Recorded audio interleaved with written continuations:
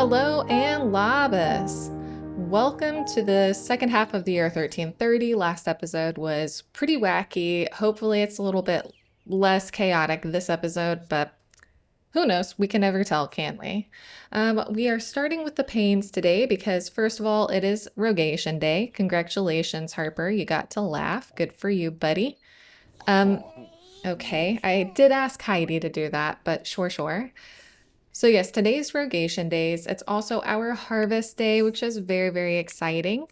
And I would really love for Heidi and Esmond to finally get to go on a date. It is killing me. But hopefully, Heidi, are you gonna... No, that's okay. You can just put it in the world and Bob's your uncle. No, you don't want to put the goat in the world? Oh my goodness, this chicken coop. Dang. Where did the goat go? Oh, there it is. Okay. And then also I would really love for the kids to actually play with some other kids, you know? It's kind of absurd to me. So first things first, we're going to be harvesting. Okay, we can't harvest things. Nice. Why don't you then, little buddy, go ahead and take care of our cow Daisy. She's getting older. And actually, since we're doing harvest and we're going to have to do taxes anyways, let's just go ahead and open up the shop, and that way we can kill two birds with one stone, as they say. So we've started with 40,443. I don't understand how our kids don't have enough mental skill yet. Okay, then they can go out and gather some water and go fishing. If that's all the same to them, that's what I would like them to do. Because it would be helpful if they had some good thinking skill, mental skill, some people call it, so that we would be able to... Man, he is finding everything in here today. So we would be able to, you know, help out around the farm. Any more people coming to our shop? Anybody? Anybody? We'll open it again then. We'll go ahead and ask Horace to come over here in a second. Oh, did you find that? Dang it. Oh, 3,465. Oh my gosh, that was the Queen of England. Hey, thanks. Oh, Winifred is already level 4 of temperament. She's going to be a great horse when she gets older. Oh yeah, everyone's hungry. Whoops. Sorry, Heidi, I forgot I was going to have you make actual proper food. So go ahead and, I don't really want to waste our foodstuffs. Oh, what am I thinking? The kids have been catching fish. Here, make some goldfish fish heads too. With 2 goldfish. That's so funny. That's gross. Okay, everyone, it's time to eat.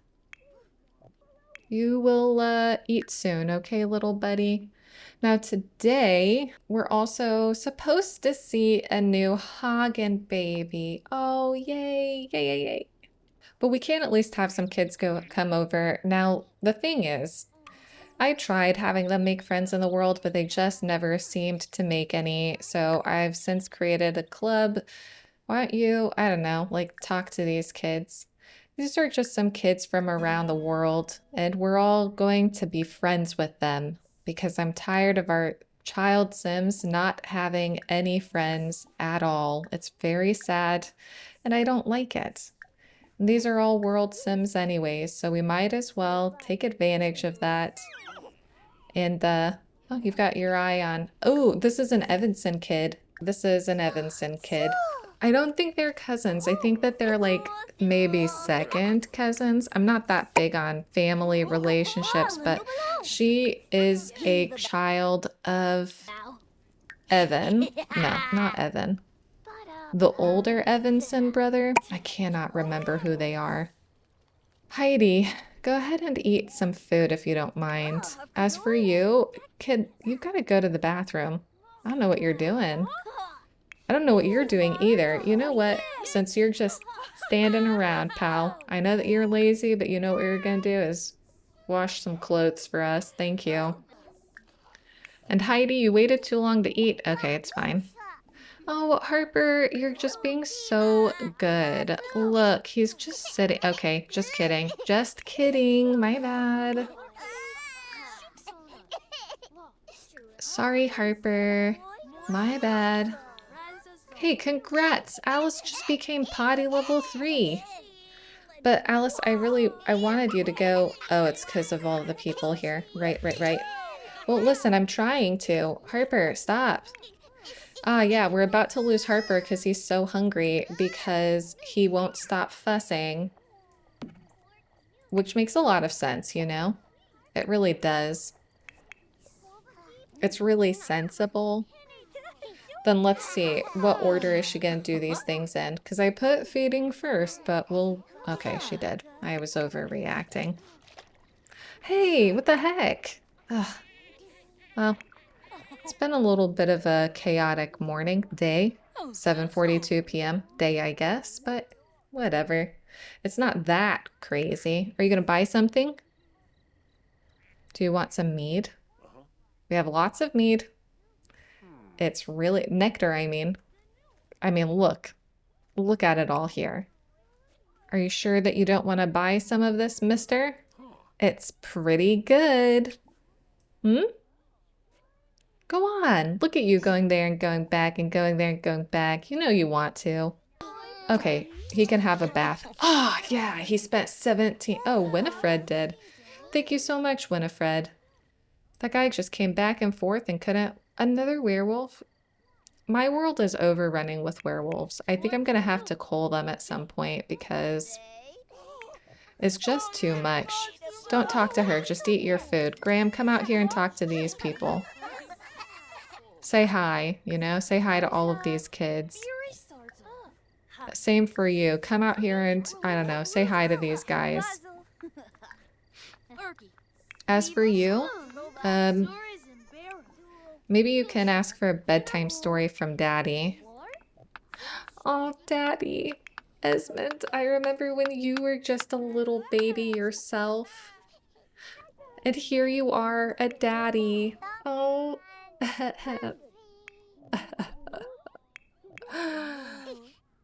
Now the question is, did it change Harper's diaper? Of course not. Okie dokie. Oh, that's the way it is. So some of these are just like game generated townies, and some of these are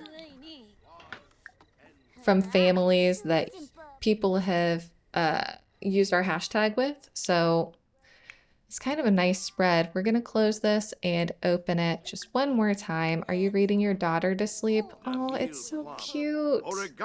I mean, really, he's just telling her a story because he's not literate, but it's so cute. Esmond. He's sitting there thinking, look at what a responsible young adult I am now. How old is he again? He is in adulthood. No, he's a young adult. Right. Okay.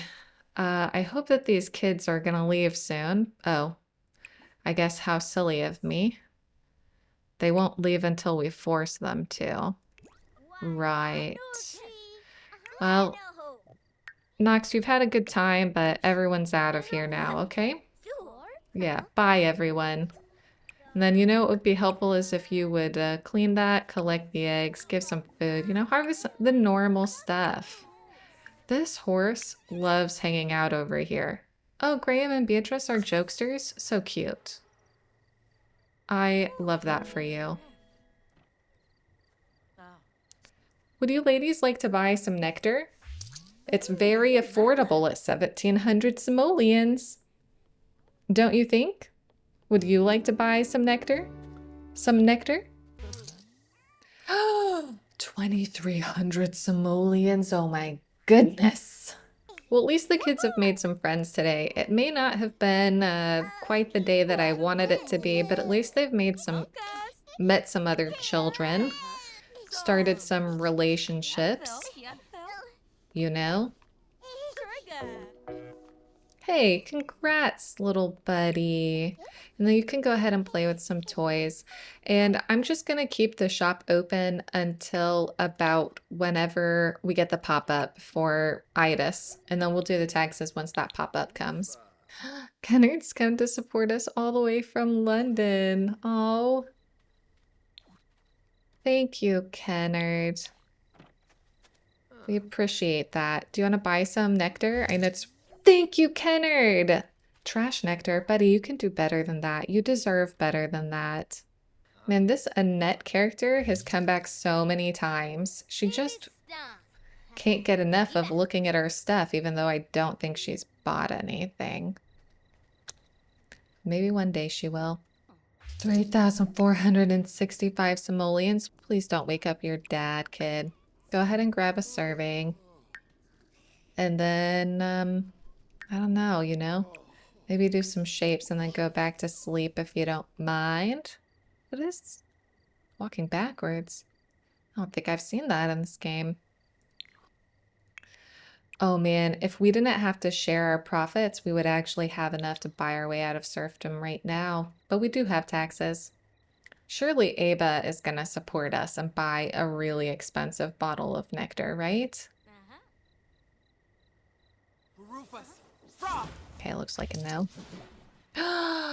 Thanks, Yulia. 2,205. Yes. Can't believe Eydís hasn't gone into labor yet. She was in question mark last time I saw. Okay, we're gonna go check on our friend Eydís. So I'm gonna do our taxes just really quickly. Give me a second. The situation is this. We started today with 40,443 simoleons, but we are finishing with 65,715 simoleons, meaning that we made a profit today of 25,272,000 from our shop. Thank you so much, Nectar. In addition, our harvest comes to about 9,356 simoleons. And so in total, we owe taxes on 34,628 simoleons. Even if we don't sell all the stuff, we still owe taxes on it. So that means that with our 30% taxes, where 20% goes to the Earl and 10% goes to the church, we owe 10,388 simoleons in taxes, meaning that we will be left over with 55,327 simoleons.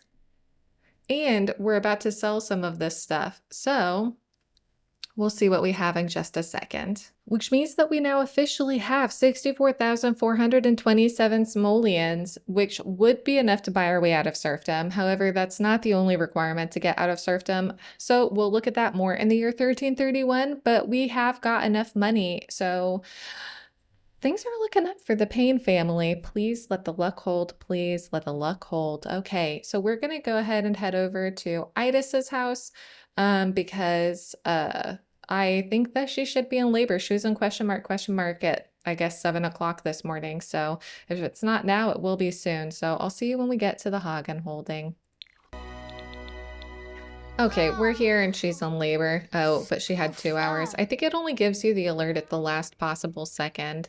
But we're going to go ahead and have this baby because we need to spend pretty much all of today in Lithuania. Oh, Eric, you're so cute. How are the other babies doing? Oh, they need some stuff. Hey, Eric.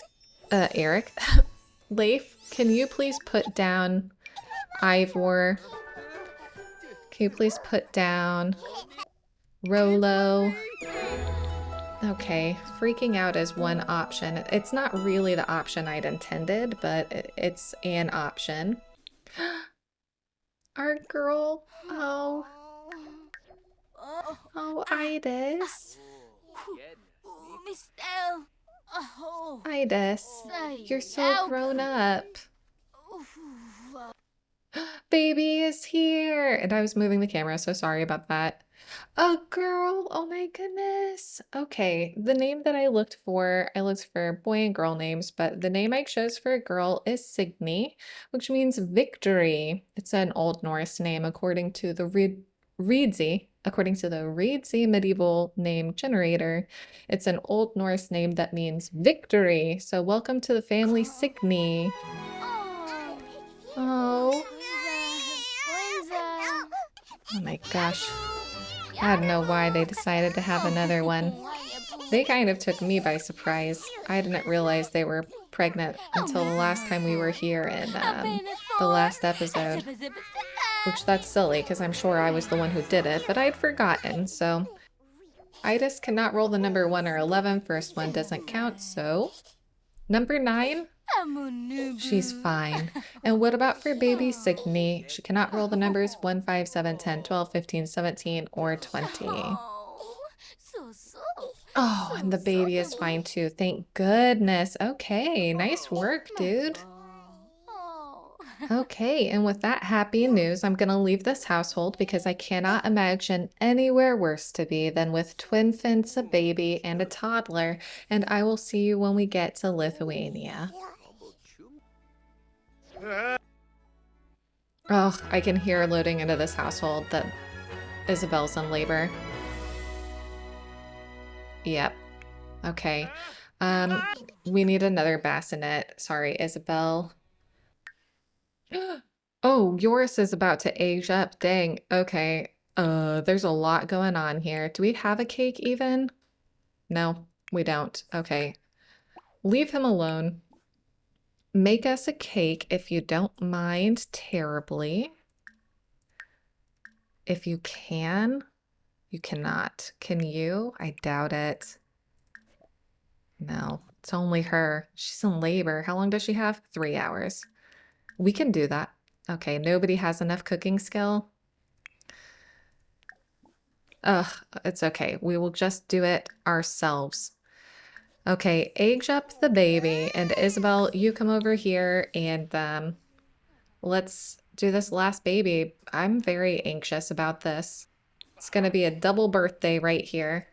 Oh my gosh, Amelia looks so angry. Okay, Isabel, you have to do okay here because this is it. This is it.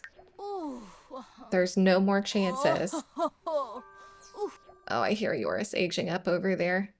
Ugh. Independent! Woo, yes. Fantastic. Come on, Isabel, come on. Oh, the baby is here. And it's a girl. Oh, that's so sweet. Oh my gosh, but I didn't even think to give this one a name. Think of a name. Okay, give me a second. I'll look and I'll be back. I'm gonna try out the name Camille. I'm assuming that's how you pronounce it based off of the other names I've seen that have a similar E.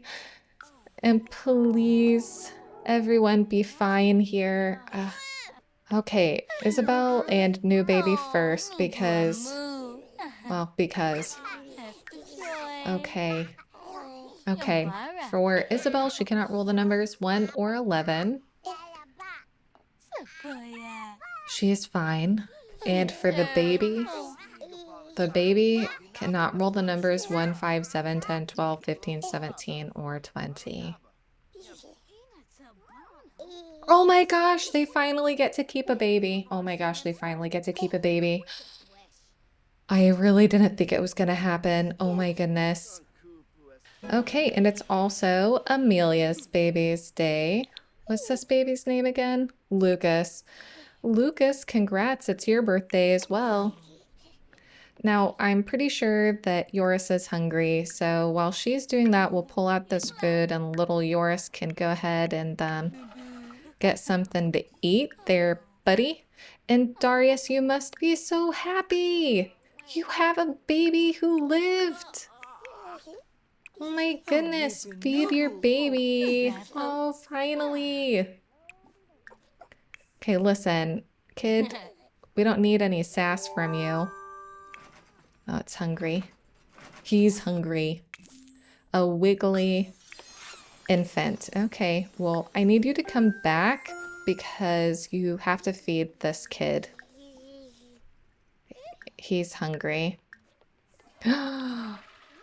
Wow, what a strange household. Oh my gosh, I can already tell that this guy got his dad's eyes. What are you two doing in here? Okay, cool. And then you, Isabel, lady of the hour, you can go ahead and make some more food for everyone. Thank you so much. And then we're gonna go ahead and go and cast and fix up these kiddos. Okay, and for Joris, Seamus's illegitimate little son to survive. He cannot roll the numbers 4, 8, 12, or 16, so let's see. And Joris is fine. Congratulations. In this household, it's been a good day. It's been a good day.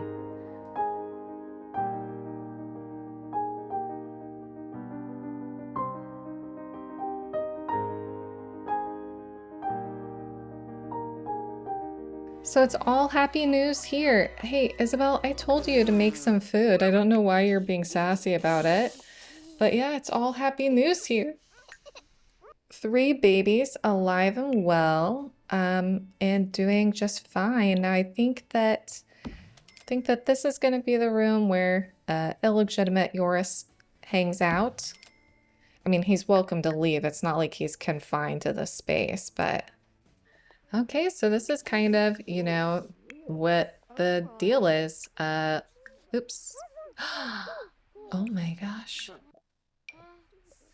Little Joris has got his own little room for now, and Amelia's going to keep baby Lucas with her. And Isabel is obviously going to keep her baby with her. Camille, I think it was. I'll look up and make sure that I'm saying that right. But yeah, it's all happy news here. And never mind the fact that you can see Darius here. That's because I was overwhelmed by everything. And we'll talk about what's going on with them in a minute when we get to the other Miss Guinness house, just because it's nice to see them sometimes. Oh, gross, girlfriend. And she's got that crazy look in her eye while she does it too. Creepy. Okay, so I'll see you guys when we get to the other Miss Guinness house, and we'll talk about what's happening in Lithuania this year. Oh, it's really nice weather today. This is a market that I built really just for the purpose of the scene at the end of Decades in Review, but then I thought, you know what, since it's here, might as well. It basically just has kind of all the things I think they might have had, like some candles, you know, some goods for sale, some foodstuffs, blacksmith stuffs, and maybe house goods like woodcrafted stuffs. I don't know. So there's no real engagement in warfare on the Lithuanian side this year, but I wanted to try out an idea Citrine Simmer and I have been discussing about having other possible outcomes during times of conflict.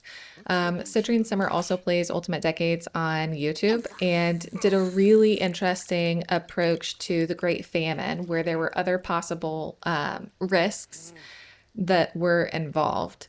So we've been talking about this idea about having other consequences or other possible outcomes during the 100 Years' War. The 100 Years' War starts for us in 6 years, but the death toll is really low. So aside from us, the male Sims who end up going, having to live out of the home and not, you know, producing heirs, it feels quite inconsequential a lot of the time, in my opinion. So we wanted to come up with some different possible outcomes that might make it more interesting. So I came up with some different potential options that the Lithuanian family can try out this year, and just let me know what you think. Are they good ideas? Are they bad ideas? Do you have any other ideas that you think might be helpful or interesting to try? Are the chances too high or too low for either positive or negative outcomes? And basically, out of a d20, you roll a d20, as is our way in this challenge, and there are 10 things that could happen, 5 of them positive, 5 of them negative. And we'll test it out with these guys just to see, like, what do we think? I'm always tempted to just get a real close-up of our pal Vilkas. So for example, for Vilkas, out of a d20, what would happen for him during this period where he is off at the conflict but not in danger of dying? The first one doesn't count, so number 17. 17 means that he's returned with loot. So we can roll to see how much money he brought back with him.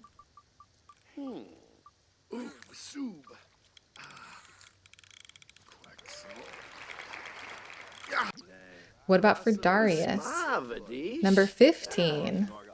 Oh, that means that Darius contracted a disease, which leads to long-term complications, possibly even death. Oh, yikes. And what about for Sophia? Number 18, so nothing happened.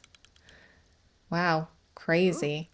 So those are some of the possible outcomes for what might have happened if we go to a conflict where, for example, we don't just want it to be the death rolls. Let me know what you think, and we can revisit that. Oh, also, I'm sure you can see there's a pregnant Oshara wandering around. An Oshara baby on the way. Oh, cute. Yelu's flirting with his wife. Oh, and these guys are cute enough that we'll just let them chit-chat and keep an eye on them, I guess. I wish that the umbrella thing would stop, but what can you do? Oshara is obsessed with it. Okay, so what's going on in Lithuania this year is actually kind of complicated. It's not just about Lithuania, it's about a few things. I'm sorry, Oshara, you are killing me. I cannot. Thank you. Now, what's happening? Ignore the cars in the modern background. I wish everybody would just go over here. Let's just go here together, everyone. Chit chat, you know? But yeah, several things happened this year in 1330. So I'm going to try and make them as straightforward by Oshara as humanly possible, but it is kind of complicated and weird. First, in September 1330, Gediminas and Ladislav agreed to work together to help Ladislav retake Dobrin, a city that had been taken by a massive force led by King John of Bohemia in 1329. Ladislav called on his ally and son-in-law, King Charles Robert of Hungary, for support, and Prince Casimir, Ladislav's son, convinced Charles Robert to send knights to help drive the order from Masovia and Kuhavia. I might be saying that wrong. However, Grandmaster Werner had already sent a large army to besiege Visegrad Castle in the Kuhavia region, which was successful. And as a side note, it was a super successful siege. After only 3 days, there were hardly any walls left on the castle, and the army built a massive fire that either burned the people inside or forced them to come out and fight a hopeless battle with the massive force awaiting them. The order then captured 2 other fortresses in Kuhavia, and Ladislav didn't have enough troops to attempt a rescue.